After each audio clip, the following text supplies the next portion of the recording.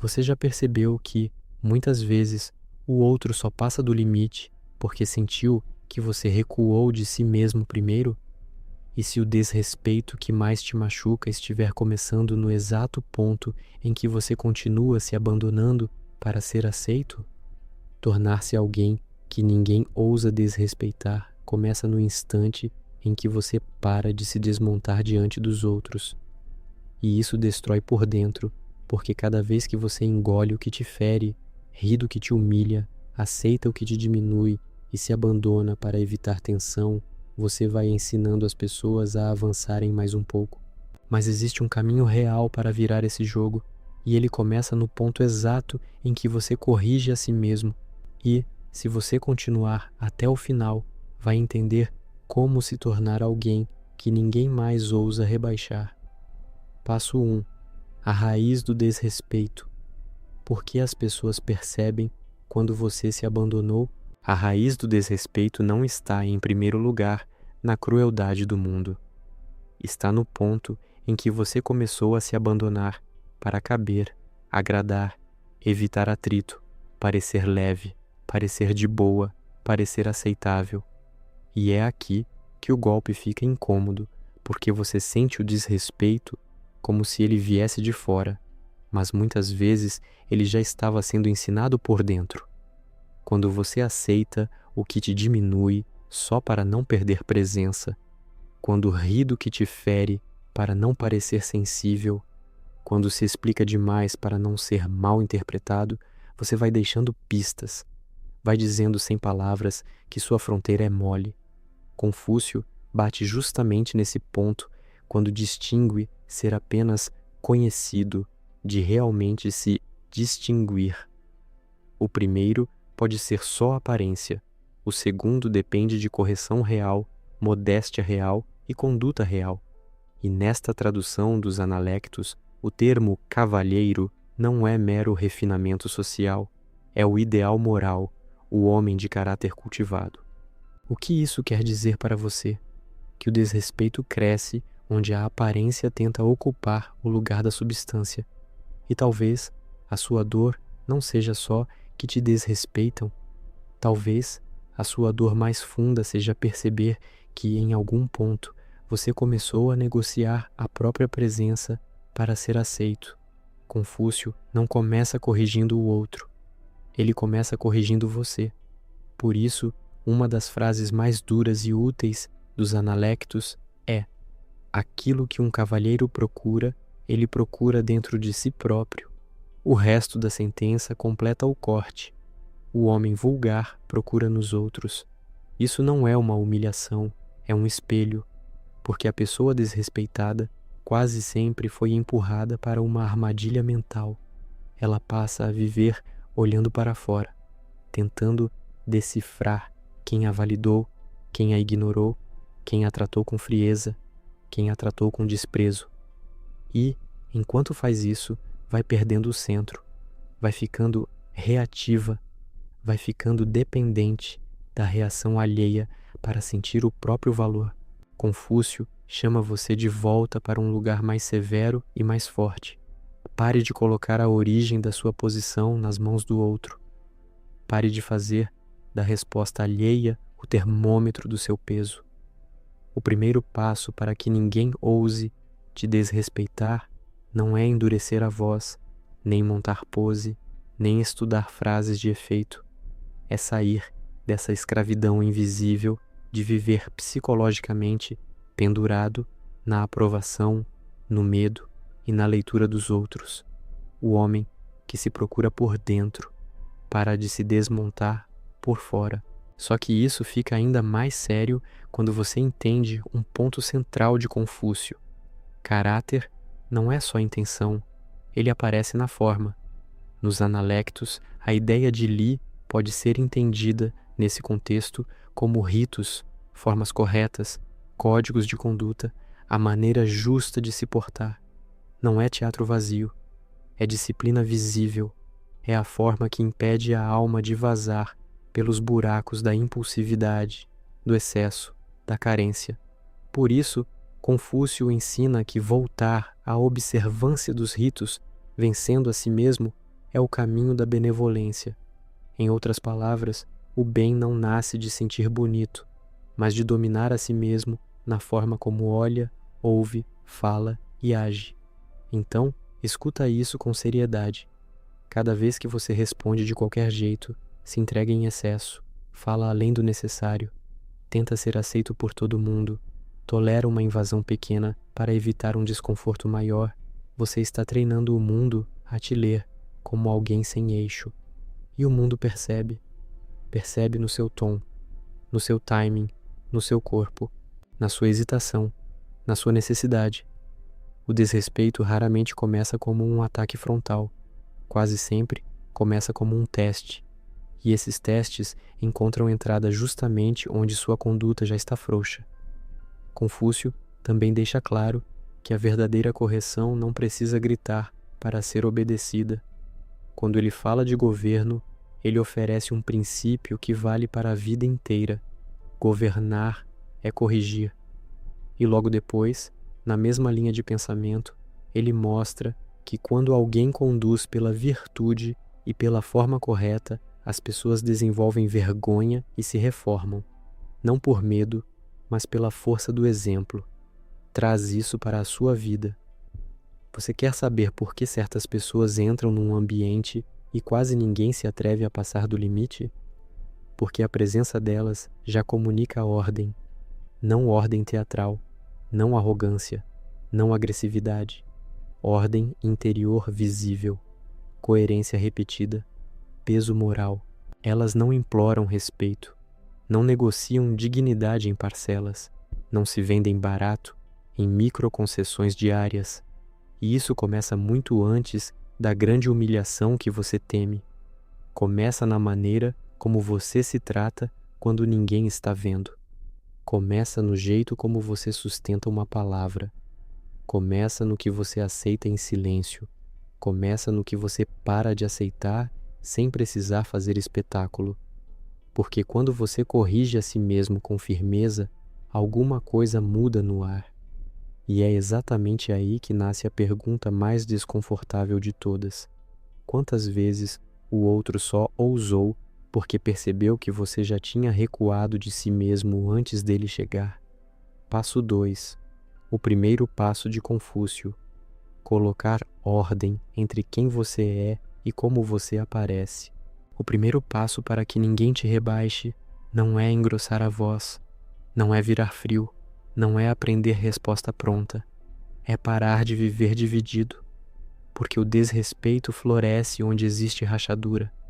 Quando você tenta parecer firme, mas por dentro quer aprovação, o outro sente. Quando você fala como alguém que se valoriza, mas age como alguém que aceita migalha, o outro sente. Quando a sua imagem diz uma coisa e a sua conduta diz outra, você vira uma porta aberta. É por isso que esse ponto de Confúcio é tão duro. Quando perguntam o que ele faria primeiro ao governar, ele responde que começaria pela retificação dos nomes.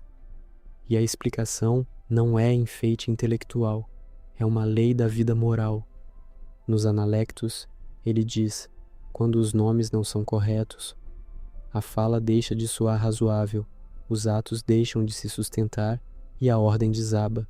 A leitura acadêmica mais forte desse trecho é simples e brutal. Para Confúcio, não basta usar o nome certo. É preciso fazer a realidade corresponder ao nome, fazer o comportamento corresponder ao papel que você diz ocupar. Traz isso para a sua vida sem fugir. Se você diz que tem valor, mas corre atrás de quem te pisa, o nome e a realidade já se separaram. Se você diz que quer respeito, mas ri quando te humilham para não criar clima, o nome e a realidade já se separaram. Se você quer ser visto como alguém inteiro, mas muda de postura conforme a pessoa na sua frente, o nome e a realidade já se separaram. E é aqui que muita gente se perde, porque quer resolver o desrespeito no momento da agressão, quando na verdade o problema começou antes, no teatro diário da incoerência. Confúcio não está ensinando máscara, ele está esmagando máscara. Ele está dizendo que a primeira correção não é cosmética, é moral. Você precisa parar de se apresentar ao mundo com um título interior que suas ações não sustentam, porque toda vez que a sua vida contradiz a sua fala, você enfraquece a si mesmo na frente dos outros e, pior ainda, enfraquece a si mesmo diante do próprio olhar. É por isso que Confúcio também corta pela raiz a doença da aparência. Nos Analectos, ele diz que os antigos estudavam para aprimorar a si próprios, os de agora para impressionar os outros. Isso é um golpe direto no coração da pessoa que quer parecer forte sem se tornar forte. Você não será respeitado porque montou uma pose mais séria. Você não será respeitado porque aprendeu a responder seco. Você não será respeitado porque decorou frases de autoridade. Você começa a mudar quando para de representar uma dignidade que ainda não virou conduta. E aqui entra outra lâmina confuciana. O cavalheiro sente vergonha quando suas palavras ficam maiores do que suas ações. Em termos simples, Confúcio despreza o ser humano inflado, o ser humano que fala como montanha e age como poeira. E o mundo também despreza, mesmo quando finge admirar. O mundo testa, cheira, provoca, mede. E quando percebe que existe mais discurso do que estrutura, mais imagem do que substância, mais necessidade do que eixo, ele avança. Então colocar ordem entre quem você é e como você aparece significa uma coisa muito concreta. Sua presença precisa parar de mentir. Sua fala precisa combinar com o seu limite. Seu olhar precisa combinar com a sua postura. Sua calma precisa combinar com a sua firmeza. Seu não precisa existir antes da crise. Sua dignidade precisa estar visível em coisas pequenas, porque é nelas que o outro aprende até onde pode ir. Confúcio insiste que a vida moral passa pelos ritos, pela forma correta de agir, porque a forma disciplina o caráter e torna a virtude visível.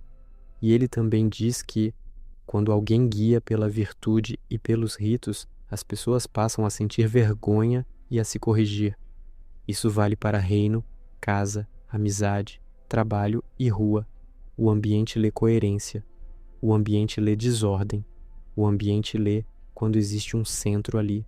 E quando esse centro finalmente aparece, sem grito, sem cena, sem implorar validação, nasce outra tensão. O que acontece no exato momento em que alguém percebe que você não está mais disponível para ser tratado como antes? Passo 3. Autodomínio antes de autoridade. Respeito começa quando você para de se trair. Você quer que o outro te respeite, mas a pergunta que machuca vem antes. Você se respeita no instante exato em que é testado? Porque é ali que tudo começa a vazar. O desrespeito raramente entra pela porta da força. Ele entra pela fresta da sua autotraição. Entra quando você engole o que devia nomear. Entra quando você sorri para não desagradar, mesmo sentindo o golpe por dentro. Entra quando você percebe a invasão, mas se abandona para evitar tensão. E é exatamente aqui que Confúcio aperta a ferida sem anestesia. Nos Analectos 12:1, ao falar de humanidade moral, ele resume com uma frase curtíssima e brutal: dominar a si próprio, revigorar os ritos. Nesse contexto, ritos não significa cerimônia vazia, significa conduta correta, forma justa, postura disciplinada. A lógica é dura e clara. Antes de querer peso diante dos outros, você precisa parar de se desmontar diante de si mesmo. Sem autodomínio, toda tentativa de autoridade vira teatro. Com autodomínio, até o silêncio começa a ganhar coluna. Por isso, Confúcio não manda você começar pelo grito, pela resposta afiada ou pela intimidação. Ele manda começar pelo governo de si, e isso é muito mais difícil porque exige enfrentar a verdade nua. Muita gente não é desrespeitada apenas porque o mundo é duro. É desrespeitada porque, no momento crítico, entrega a própria posição com as próprias mãos, entrega no olhar inseguro, entrega na fala excessiva, entrega na tentativa desesperada de ser compreendido por quem já decidiu invadir, entrega quando coloca a paz acima da dignidade e depois chama isso de maturidade. Só que para Confúcio, maturidade sem forma não existe. No mesmo Analectus 12:1, a disciplina vai até o básico da percepção e da ação. Ele ensina, em tradução portuguesa, não veja, não ouça, não fale, não haja, fora do que está de acordo com os ritos. Em linguagem simples, não deixe seus olhos, seus ouvidos, sua boca e seus atos servirem ao caos. A pessoa sem freio interior vira presa fácil do ambiente. A pessoa que governa a si mesma começa a mudar a leitura que o ambiente faz dela. E aqui está a parte que mais confronta. Autodomínio não é reprimir a alma, é impedir que a carência comande sua vida, porque quem precisa demais ser aceito quase sempre se vende barato. Quem precisa demais parecer bom quase sempre tolera o intolerável.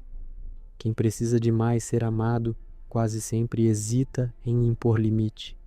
E então nasce o ciclo da humilhação silenciosa. Você sente, percebe, se incomoda, mas não corrige. Depois sofre, depois se revolta, depois promete que nunca mais, depois repete. Confúcio corta esse ciclo com outro princípio real dos Analectus 1:1:8. Se você cometer erros, não deve ter medo de corrigi-los. Isso vale para dentro e para fora. Corrigir-se é admitir. Eu me traí aqui. Eu me abandonei aqui. Eu permiti aqui. Eu afrouxei aqui. E esse reconhecimento não te diminui. Ele começa a te reconstruir. Porque o homem nobre, o junzi, isto é, o ser humano moralmente formado, não é o que nunca falha, é o que não faz aliança com a própria frouxidão. Então, guarda isso com força. Respeito não começa quando você enfrenta o outro. Começa quando você deixa de desertar de si no segundo em que sua dignidade é posta à prova. O mundo testa quem vacila por dentro. O mundo recua diante de quem se governa por dentro.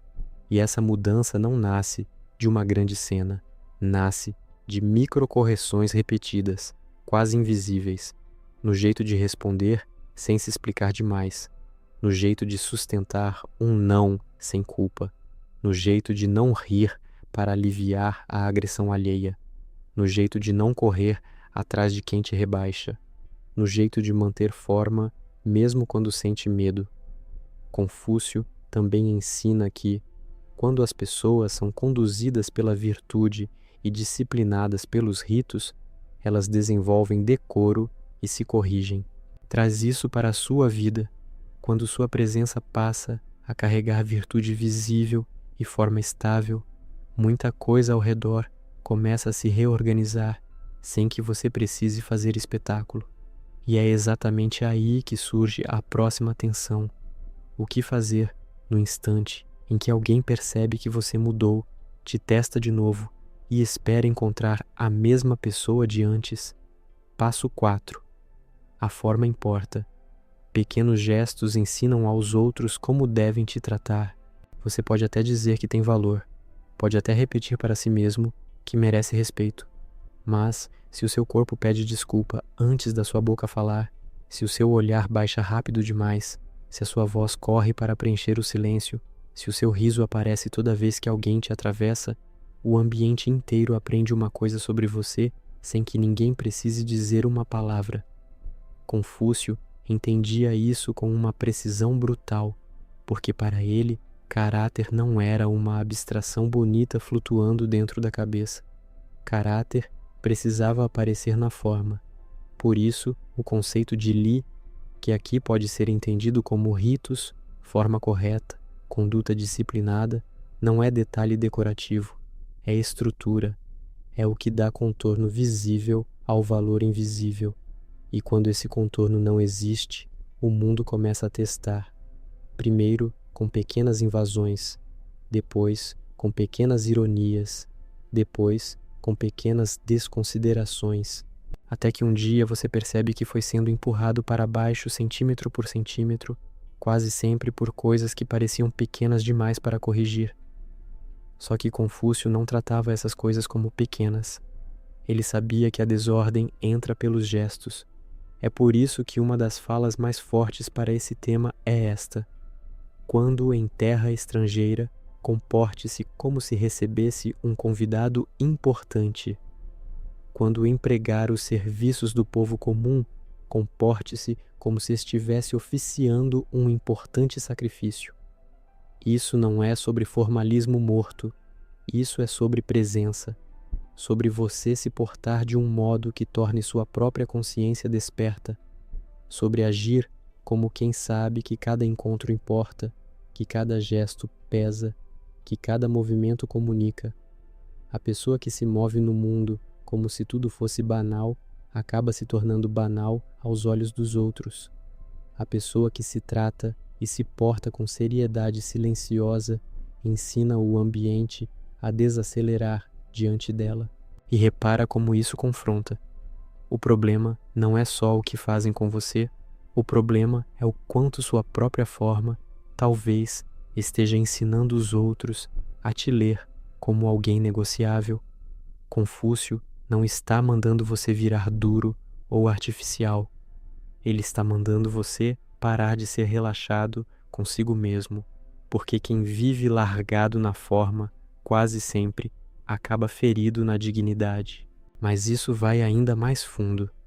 Confúcio também diz: não olhe a menos que esteja de acordo com os ritos. Não escute a menos que esteja de acordo com os ritos. Não fale a menos que seja de acordo com os ritos. Não se mexa a menos que seja de acordo com os ritos. Em linguagem simples, até o seu olhar precisa ter disciplina, até sua escuta precisa ter filtro, até sua fala precisa ter forma, até seu corpo precisa ter governo, porque quem olha tudo, reage a tudo, responde a tudo, se move por impulso e se expõe sem medida vai se tornando previsível, acessível demais, penetrável demais. E o que é penetrável demais costuma ser desrespeitado.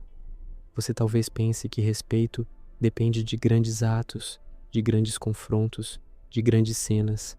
Só que na prática, ele nasce muito antes, nas microescolhas, no segundo a mais de silêncio antes de responder, no controle de não rir quando tentam te diminuir, na capacidade de não se explicar demais, na firmeza de não se contorcer para aliviar o desconforto de quem passou do limite. Pequenos gestos, pequenos sinais, pequenas formas. É aí que as pessoas aprendem se podem avançar ou não. E Confúcio fecha essa ferida com duas lâminas que deveriam ficar gravadas na mente de quem está cansado de ser tratado abaixo do que vale. O cavalheiro procura ser suave no falar, mas rápido no agir. E o cavalheiro tem vergonha de que suas palavras sejam mais ambiciosas que suas ações. Aqui, cavalheiro não significa alguém elegante por fora. Significa o homem moralmente formado, o junzi, alguém que construiu peso interior. E esse peso aparece no modo de falar pouco e sustentar muito, no modo de prometer menos e encarnar mais, no modo de não transformar dignidade em discurso, mas em presença, porque no fim é isso que a forma faz. Ela revela se sua força é real ou se é só desejo. O outro escuta seu tom, mas lê também seu ritmo, sua postura, seu timing, sua contenção, sua firmeza. E quando tudo isso começa a se alinhar, alguma coisa muda na sala antes mesmo de você abrir a boca. Só que é exatamente nesse ponto que vem o teste mais incômodo. O que acontece quando alguém percebe essa nova forma em você e resolve empurrar um pouco mais, só para ver se ela é de verdade? Passo 5. Fale menos, sustente mais. A força de quem não vive se explicando. Existe um tipo de fraqueza que quase ninguém percebe no começo, mas todo mundo sente. A necessidade de se explicar o tempo todo. Você fala demais para ser entendido. Justifica demais para não ser mal visto. Conta demais para provar que teve boa intenção. E sem perceber, vai se diminuindo na frente de quem já estava te medindo. Porque quem precisa explicar demais, quase sempre, já perdeu a posição antes da conversa terminar. Confúcio corta isso com precisão. Nos Analectos, ele diz: na antiguidade, os homens relutavam em falar. Isso porque consideravam vergonhoso se não conseguissem ser fiéis às suas palavras. Isso é brutal, porque joga luz em uma ferida moderna.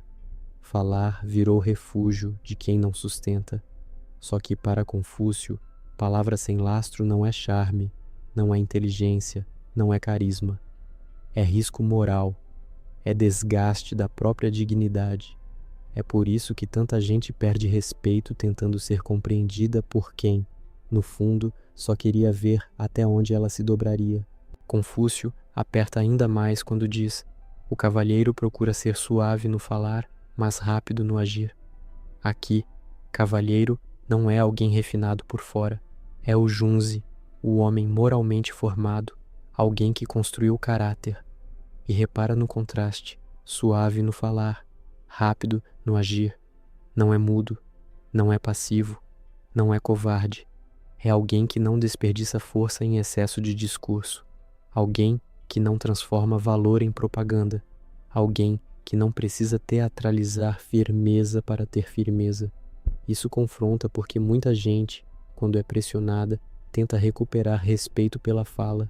Fala mais alto, fala mais, explica mais, argumenta mais, promete mais. Só que cada palavra a mais pode virar uma entrega a mais. Cada explicação a mais pode soar como pedido de absolvição. Cada tentativa de convencer quem te desrespeita pode revelar que você ainda está mendigando reconhecimento. Confúcio está ensinando outra via, menos palavras para se provar, mais estrutura para se sustentar. E então vem uma das frases mais cortantes dos Analectos. O cavalheiro tem vergonha de que suas palavras sejam mais ambiciosas que suas ações. Isso devia queimar por dentro de qualquer pessoa cansada de ser tratada abaixo do que vale, porque o problema não é só falar muito, é prometer uma força que você ainda não encarnou, é anunciar um limite que você não sustenta quando o teste chega, é dizer nunca mais e voltar correndo quando a carência chama, é falar de dignidade, mas negociar a si mesmo por medo de perder alguém, medo de criar tensão, medo de parecer duro. Confúcio enxerga isso como vergonha moral, porque a palavra cresce e a ação não acompanha. E quando isso vira padrão, o ambiente inteiro aprende uma coisa perigosa. Você fala como pedra, mas cede como areia. Você parece firme de longe, mas de perto ainda vive se abandonando. E as pessoas sentem isso rápido, sentem no seu excesso, sentem na sua ansiedade para ser entendido, sentem na sua urgência para limpar a própria imagem. Por isso, falar menos aqui não é técnica de pose, é limpeza interior, é parar de usar a fala para tapar rachadura, é parar de se vender em argumentos, é parar de achar que respeito nasce quando você consegue explicar perfeitamente a sua dor, a sua intenção, a sua boa vontade. Nem sempre nasce. Muitas vezes, o respeito começa quando você não entra mais no velho reflexo de se justificar para sobreviver emocionalmente. Quando sua palavra fica mais enxuta, quando sua reação fica menos faminta, quando seu não deixa de vir acompanhado de um pedido de desculpa invisível, quando sua presença para de correr atrás da compreensão de quem já passou do limite. Confúcio não está ensinando frieza, ele está ensinando proporção, palavra com peso, ação com coluna, fala que não vaza desespero, e quando isso começa a acontecer, surge um incômodo novo, quase inevitável. Se você parar de se explicar como sempre fez, quem vai estranhar mais? Os outros ou a parte de você que ainda se acostumou a implorar para ser respeitada? Passo 6. O erro que destrói a presença. Reagir no impulso e se rebaixar no momento da humilhação. O momento da humilhação é o momento em que quase todo mundo se trai. Não é quando a dor vem depois. Não é quando você está sozinho repassando a cena na cabeça. É no segundo exato em que alguém te corta, te reduz, te ironiza, te testa, e você entrega o seu centro para aquela pessoa. Às vezes você reage demais, às vezes você trava, às vezes você tenta rir para aliviar, às vezes você fala sem parar para recuperar o controle, e é aí que a presença morre, porque naquele instante o problema não é só o que fizeram com você, o problema é que o outro percebeu que consegue comandar o seu estado interno. Confúcio vai direto ao nervo desse ponto quando associa a humanidade e caráter a domínio de si, e numa tradução portuguesa dos Analectos aparece a fórmula dominar a si próprio e restaurar a conduta correta. Em outra passagem, ele afirma: é raro que um homem apegado às coisas essenciais perca o autocontrole. O golpe aqui é claro. Quem está preso ao essencial não se derrama inteiro no primeiro teste. Quem perdeu o essencial vira refém do próprio impulso. E no instante da humilhação, impulso sem eixo quase sempre acaba virando auto-rebaixamento. É por isso que reagir no impulso parece força, mas muitas vezes é fraqueza exposta, porque o impulso quer aliviar a dor agora, quer devolver agora, quer consertar a imagem agora, quer vencer a cena agora. Só que, ao tentar apagar o incêndio em 1 segundo, você pode jogar mais combustível nele. Você fala o que não precisava, expõe o que não devia, se explica para quem não merece, tenta provar valor para quem já te tratou sem valor. E então a situação piora, não porque você sentiu, mas porque você entregou o governo da sua presença ao calor do momento. Confúcio trata isso com uma seriedade enorme quando ensina que perder o autocontrole em coisas pequenas arruína grandes planos. Isso não é uma frase sobre estratégia fria apenas. É uma frase sobre dignidade. Uma vida inteira de construção pode rachar em minutos, se toda vez que você for provocado, responder como alguém faminto por restauração imediata. O ambiente aprende muito rápido quem pensa antes de agir e quem se esvazia no primeiro golpe. E o mais duro é que muita gente chama essa explosão de autenticidade, quando na verdade ela é só carência ferida tentando respirar. Mas existe outro erro igualmente destrutivo, e às vezes até mais comum: não explodir, mas se curvar, não responder por medo, não marcar limite por medo, não corrigir a cena por medo de parecer difícil, duro, exagerado ou sem paz. Aqui, também Confúcio não alivia. Nos Analectos, ele diz: não fazer o que é certo demonstra falta de coragem. Isso é devastador, porque desmonta a fantasia de que sempre se calar é maturidade. Nem sempre é. Às vezes é só abandono de si em nome de uma falsa paz. Às vezes você chama de paciência, o que no fundo é medo de perder aceitação. Às vezes você chama de equilíbrio, o que no fundo é pavor de sustentar um limite sob o olhar do outro.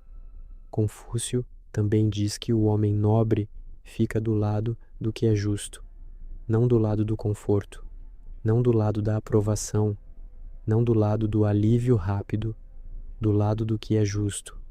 E justiça nesse contexto começa no instante em que você para de colaborar com a própria diminuição, porque toda humilhação que não é corrigida internamente vira uma escola perigosa. O outro aprende que pode avançar e você aprende que vai se abandonar de novo. Então, o que destrói a presença não é sentir o golpe, é perder a forma diante dele, é deixar o impulso escolher por você, é querer restaurar sua dignidade correndo, gritando, explicando, mendigando compreensão, ou então enterrando tudo e chamando isso de superioridade. Nenhuma dessas duas coisas é força. Para Confúcio, força moral não é ser barulhento, nem ser passivo, é ter governo suficiente para não sair do eixo, nem para o excesso, nem para a submissão. É por isso que ele insiste em conduta correta, autocontrole e apego ao essencial. No seu caso, isso significa uma mudança brutal. No momento da humilhação, antes de reagir ao outro, você precisa impedir que a sua própria desordem te arraste, porque a cena inteira muda quando a pessoa na sua frente percebe que não consegue puxar você para o teatro que ela queria.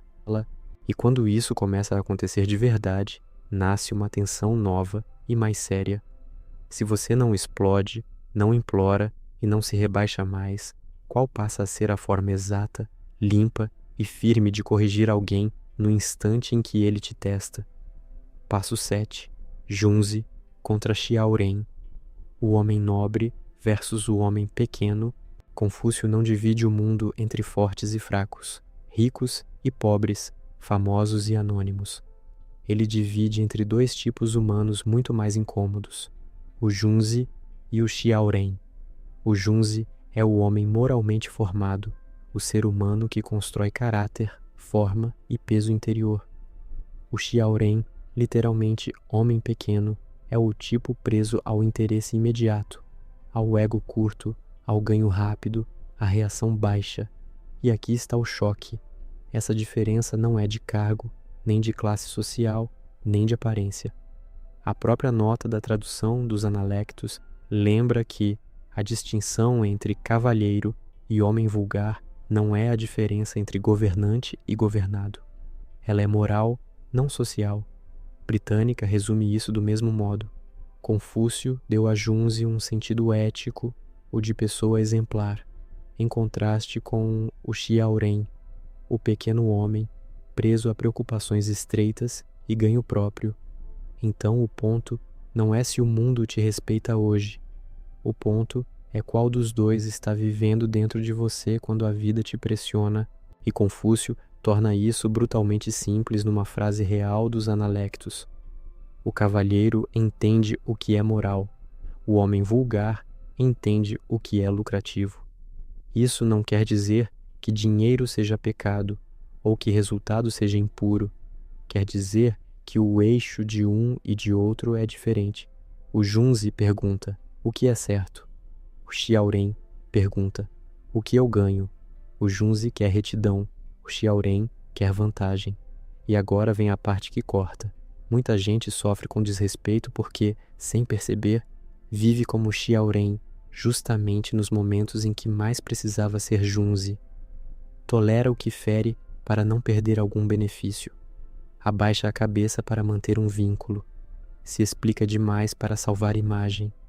Engole a própria dignidade para preservar conforto. Aí, depois, diz que foi humilhada pelo outro, quando na verdade já tinha colocado o lucro emocional acima do que era moralmente devido a si mesma. Confúcio está dizendo que o homem pequeno vende o próprio centro por conveniência, e quem se vende assim ensina o mundo a comprar barato. Mas Confúcio não para aí. Ele afasta o Junzi do comportamento de manada e o separa do falso ajustamento social.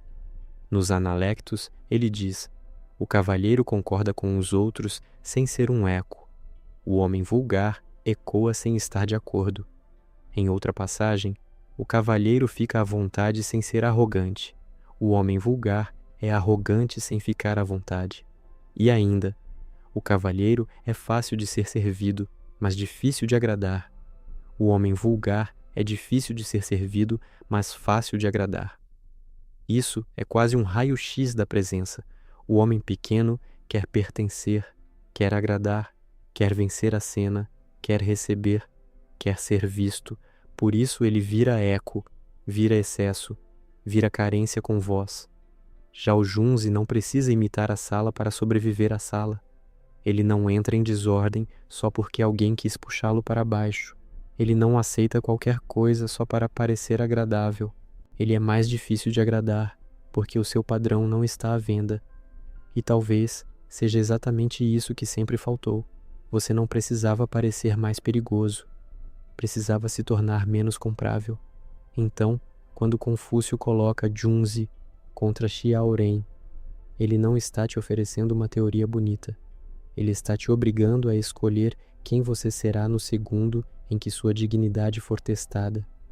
O homem pequeno sempre se revela no reflexo, busca vantagem, ecoa o ambiente, quer agradar sem critério, infla-se por fora e continua vazio por dentro. O homem nobre se revela no eixo, fica do lado do que é justo, sustenta a forma, não vende retidão por benefício, não precisa mendigar aceitação para existir. E essa escolha não acontece uma vez. Ela acontece toda vez que você é interrompido, ironizado, usado, diminuído ou provocado. Por isso, esse tópico é tão perigoso, porque ele obriga você a admitir que o desrespeito não é só algo que te fazem. Às vezes, é também algo que a parte pequena em você continua permitindo para não abrir mão do que quer ganhar. E se isso for verdade, então a próxima porta se abre sozinha, no exato momento em que o homem pequeno dentro de você quer reagir, agradar ou se vender de novo, como o homem nobre responde sem teatro, sem fraqueza e sem se trair. Passo 8. Respeito não se implora, ele nasce da coerência repetida. Você não constrói respeito no dia em que decide exigir respeito. Você constrói muito antes, quando o seu jeito de viver para de se contradizer. Porque pedir respeito com a boca, enquanto a vida inteira diz o contrário, não produz peso, produz ruído. O outro escuta o seu discurso, mas mede a sua constância. Mede se você mantém a mesma linha quando está forte e quando está carente. Mede se o seu limite existe só quando você está irritado ou se ele continua vivo quando você está com medo de perder alguém. E é por isso que Confúcio não coloca a dignidade no terreno da cena, mas no terreno da repetição moral. Nos Analectos aparece uma fórmula simples e decisiva. Um rapaz deveria ser um bom filho em casa e um jovem obediente fora de casa, parcimonioso com a fala, mas coerente com o que diz. Em outro ponto, o texto insiste: estabeleça como princípio fazer o melhor pelos outros e ser coerente com o que diz. A palavra aqui não é brilho, é coerência. Não é impacto, é consistência. Não é uma grande reação isolada, é a força de alguém que para de viver torto em pequenas coisas. É isso que quase ninguém quer ouvir, porque dói mais do que culpar os outros. Muita gente não é desrespeitada só porque encontrou pessoas ruins. É desrespeitada porque vive emitindo sinais confusos durante tempo demais. Um dia tolera o que fere, no outro reclama, depois volta atrás, depois tenta parecer firme, depois cede de novo. Isso ensina ao ambiente que seu limite não é um limite, é um estado emocional passageiro, e ninguém respeita por muito tempo aquilo que muda conforme a pressão do momento. Confúcio corta essa ilusão com outra frase precisa: se um homem é respeitoso, ele não será tratado com insolência. E logo ao explicar o espírito disso, o texto afirma: ser respeitoso significa ser observador dos ritos, no sentido de que isso possibilita que se fique longe da desgraça e do insulto. Em linguagem simples, respeito não é mendigado. Ele é encarnado em forma, em compostura, em regularidade de conduta. Você ensina os outros a não passarem por cima quando a sua presença deixa claro, repetidamente, que existe ordem aí dentro. Mas a coerência que produz respeito não é uma máscara impecável. É uma construção severa, diária, muitas vezes silenciosa. Por isso Confúcio liga repetição, prática e correção. Os Analectos abrem com a ideia de aprender e praticar o que se aprendeu e, em outra passagem, a tradução registra: use seus ouvidos amplamente, mas deixe de fora o que é duvidoso. Repita o resto com cuidado e você cometerá poucos erros. Use seus olhos amplamente e deixe de fora o que é perigoso. Coloque o resto em prática com cautela e você terá poucos arrependimentos. E há ainda uma lâmina moral que deveria perseguir qualquer pessoa séria. Quando cometer um erro, não tenha medo de corrigi-lo.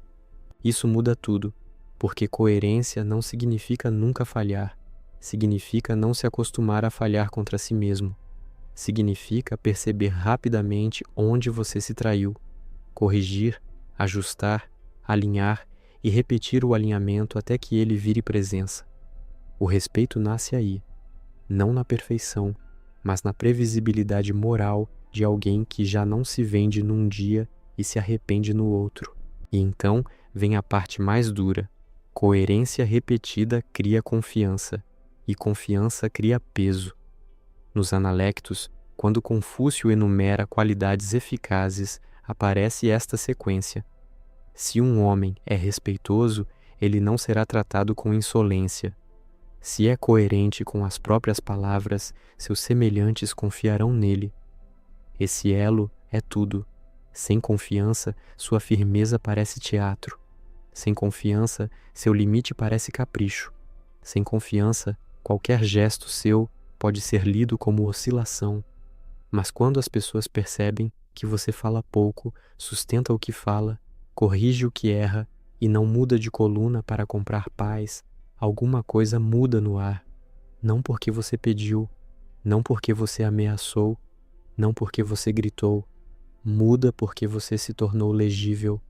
Você virou alguém em quem a palavra e a ação começam a andar juntas. E quando isso acontece, nasce um tipo de respeito mais forte do que aprovação. O respeito que aparece quando o outro entende que você não está mais disponível para se contradizer só para continuar sendo aceito. E a pergunta que isso abre é perigosa. Se a sua nova força depende de coerência repetida, o que na sua vida ainda continua quebrando essa coerência em silêncio todos os dias, sem que você queira admitir? Passo 9. Como Confúcio desmonta a necessidade de aprovação, a necessidade de aprovação te enfraquece antes mesmo de alguém te atacar. Porque, quando você precisa ser aceito para se sentir inteiro, você já entra nas relações se curvando por dentro. Você começa a medir o próprio valor pela reação alheia. Começa a alterar o tom para não incomodar. Começa a engolir o que sente para não perder espaço. E aí o desrespeito encontra terreno pronto, porque quem depende demais de admiração quase sempre aceita ser diminuído para não ser rejeitado. Confúcio ataca exatamente essa ferida. Nos Analectos aparece uma das frases mais importantes para esse tema. O cavalheiro se ressente por sua própria falta de habilidade, não pela inabilidade dos outros de o admirarem. Isso é uma inversão brutal. O foco sai da plateia e volta para a formação interior. A tradição confuciana, como resume a Stanford Encyclopedia of Philosophy, enfatiza cultivar o próprio caráter, mesmo quando os outros não reconhecem ou apreciam esse esforço. Aqui está o corte. Enquanto você estiver obcecado em ser visto, continuará vulnerável a qualquer olhar. E repara como isso confronta de verdade. Você talvez ache que sofre porque os outros não te valorizam, mas muitas vezes sofre porque ainda entregou aos outros o direito de decidir quanto você vale. Você quer ser admirado para finalmente descansar. Quer ser reconhecido para finalmente se sentir sólido. Quer ser validado para finalmente se tratar com dignidade. Só que, para Confúcio, isso é uma inversão perigosa da ordem moral. Primeiro vem a correção de si, depois o resto. Por isso ele diz: aquilo que um cavalheiro procura, ele procura dentro de si próprio. Aquilo que um homem vulgar procura, ele procura nos outros. Essa frase destrói a dependência emocional de aplauso, porque o homem pequeno vive de fora para dentro. Precisa da reação, do elogio, da confirmação, do acolhimento constante. Já o Junzi, o homem moralmente formado, vive de dentro para fora. Ele se mede pelo alinhamento com o que é correto, não pelo volume de aprovação que recebe. Quando isso entra fundo, você para de viver como mendigo emocional diante de quem nunca deveria ter recebido esse poder sobre você. Confúcio aperta ainda mais quando separa o homem nobre do homem pequeno pelo eixo que cada um segue. Em uma passagem real dos Analectos, ele diz que o cavalheiro se dedica ao caminho e não a garantir comida, e conclui: o cavalheiro preocupa-se com o caminho, não com a pobreza. Traz isso para o seu tema. A necessidade de aprovação é uma forma de pobreza interior, é fome de confirmação, é miséria de centro, é viver tentando comprar segurança com aceitação social. E quem vive assim começa a negociar tudo: o tom, a postura, o limite, a verdade, a dignidade.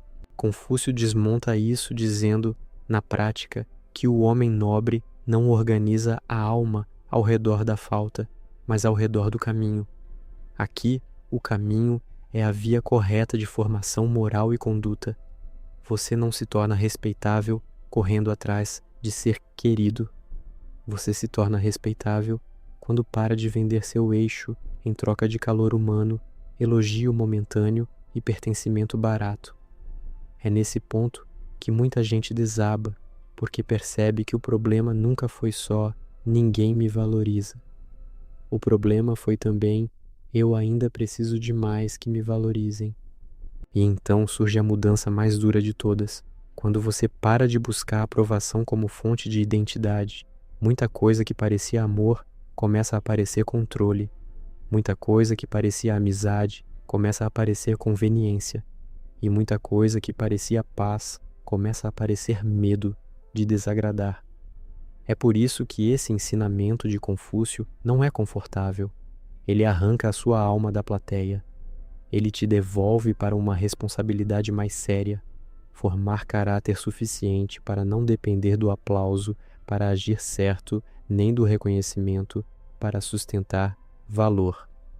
A própria tradição filosófica confuciana é lida hoje como uma ética em que a pessoa deve agir segundo o que entende ser reto, mesmo quando isso não é convencionalmente aprovado. Então, a pergunta deixa de ser: como faço para que me admirem? E vira outra, muito mais perigosa: quem você seria se ninguém te aplaudisse, ninguém te validasse, ninguém te reconhecesse, e ainda assim você tivesse que permanecer inteiro? É exatamente aí que o verdadeiro respeito começa a nascer. Não do desejo de ser aceito, mas da incapacidade crescente de se trair só para continuar sendo aceito. Passo 10. O verdadeiro resultado: tornar-se alguém cuja presença já corrige o ambiente. O verdadeiro resultado não é virar alguém temido, não é entrar num lugar e fazer todo mundo se calar por medo, não é aprender a ferir antes de ser ferido. Para Confúcio, o ponto mais alto é outro, e ele é muito mais poderoso: tornar-se alguém cuja presença já carrega a ordem.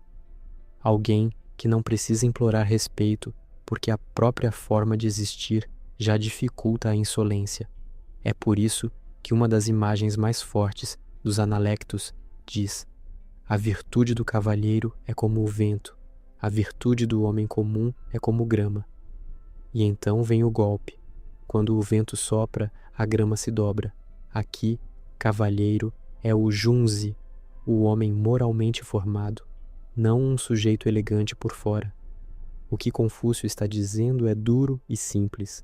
A sua presença passa a influenciar o ambiente quando ela deixa de ser carente, quebradiça e contraditória. O lugar começa a se ajustar não porque você faz cena, mas porque finalmente existe um centro ali. É por isso que Confúcio não trata respeito como barganha emocional, mas como efeito da virtude encarnada. Nos Analectos 2, 3, ele diz: guie-o pela virtude, mantenha-o na linha com os ritos, e o povo reformará a si mesmo. Isso foi dito sobre governo, mas o princípio é maior do que política. O exemplo moral reorganiza o comportamento ao redor. A Stanford Encyclopedia of Philosophy destaca exatamente isso ao explicar que, no pensamento confuciano, as pessoas modelam sua conduta a partir da figura que ocupa o centro moral da relação, traduzindo isso para a sua vida. Quando você para de oscilar, para de se vender, para de se explicar demais, para de rir para sobreviver, para de ceder, para não perder a aceitação, alguma coisa muda no clima. O ambiente sente que agora existe forma, eixo, medida, e muita provocação morre antes mesmo de nascer, porque ela já não encontra a velha pessoa disponível para ser puxada para baixo. Confúcio reforça isso com outra imagem real e poderosa. O governo pela virtude pode ser comparado à estrela polar, que comanda a homenagem da multidão de estrelas sem sair do lugar. Esse ponto é profundo demais para ser tratado como frase bonita. Sem sair do lugar. A presença que corrige o ambiente não corre atrás de aprovação, não se contorce para ser entendida, não entra em pânico para restaurar a própria imagem, não precisa se mover em excesso para provar que tem valor. Ela permanece. E é justamente essa permanência que cria gravidade moral. Você passa a ser alguém que não se desorganiza com qualquer vento humano, alguém cujo limite não depende do humor do dia, alguém cuja dignidade não aparece só no discurso, mas na constância. E é aí que o respeito muda de natureza.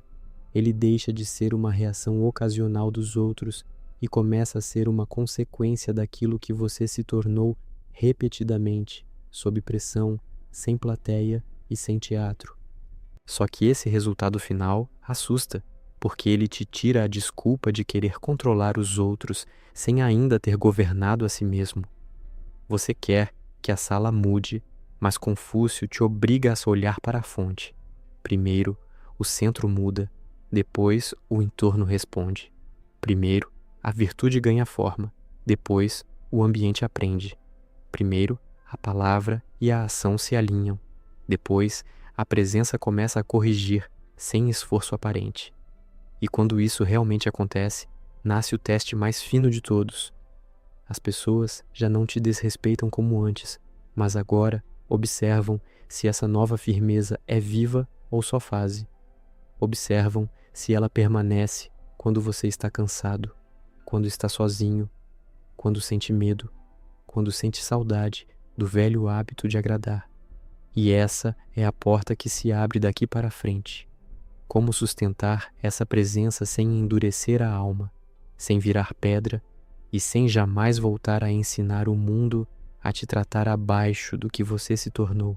No fim, o que Confúcio está revelando aqui é simples e brutal.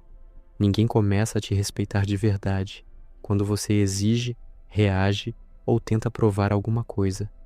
O respeito começa quando você para de se trair, corrige sua postura, alinha sua fala com sua conduta e faz da sua presença um limite vivo. Se esse vídeo te confrontou em algum ponto, escreve nos comentários a frase "Eu não vou mais me abandonar", porque isso já mostra que algo mudou dentro de você. E se você conhece alguém que aceita desrespeito em silêncio e precisa ouvir isso, compartilhe este vídeo com essa pessoa. E se você quer continuar entrando mais fundo nesse tipo de ensinamento, com profundidade real, fidelidade ao autor e aplicação prática, se inscreve no canal, porque o próximo passo é ainda mais desconfortável e ainda mais necessário